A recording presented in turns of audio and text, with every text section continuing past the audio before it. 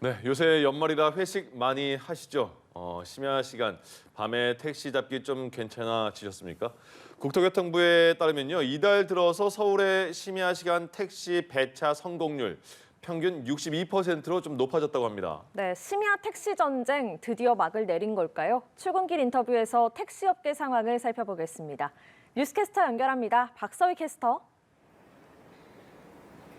네, 수요일 출근길 인터뷰는 KDI 한국개발연구원 김동영 전문연구원을 만나 얘기 나눠보겠습니다. 안녕하세요. 안녕하세요. 연말에 택시 잡기가 수월해졌습니다. 이유가 있을까요?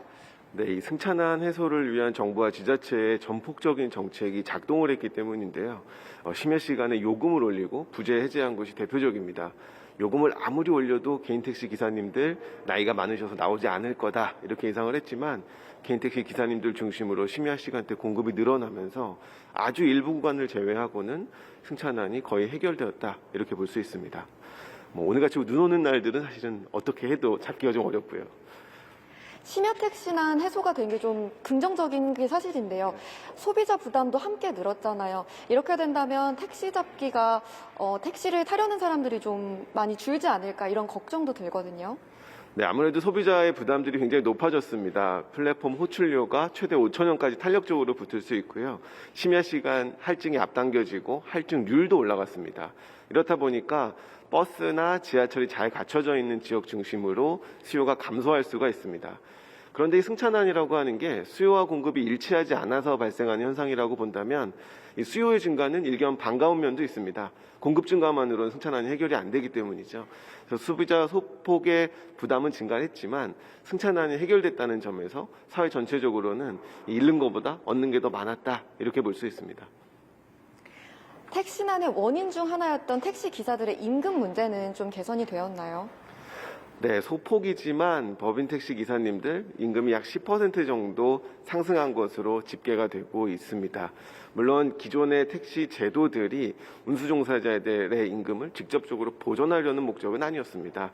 제도가 임금을 직접 올려줄 수는 없죠. 우리 회사원들의 월급은 회사가 올려주듯이 이 법인 택시 기사님들의 월급은 사업주가 실질적으로 고민할 때 올라갈 수가 있습니다.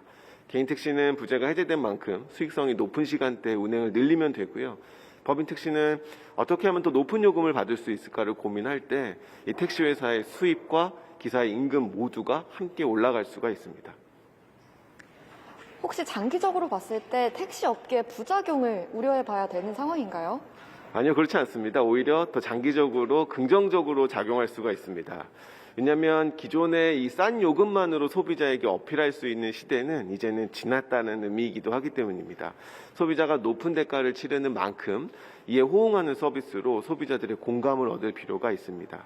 개인 택시 같은 경우는 이 성실한 서비스로 기존의 택시 서비스를 잘 이어가면 되고요. 법인 택시 같은 경우에는 기존에 없던 서비스를 개발을 해서 더 높은 요금을 어떻게 하면 받을 수 있을까 이런 고민들이 필요하고 플랫폼 기업의 경우에는 중개 효율을 높여서 이 산업 확장을 고려해야 됩니다. 정부는 이러한 노력들을 제도적으로 뒷받침해 줘야 되고요. 이제는 과거와 같은 방식으로는 소비자 호응을 얻을 수 없게 되었다는 점에서 이 택시 산업 장기적으로는 바람직한 방향으로 가고 있다 이렇게 평가할 수 있습니다. 네, 오늘 좋은 말씀 감사합니다. 눈길에 안전운전 하시기 바랍니다. 지금까지 출근길 인터뷰였습니다.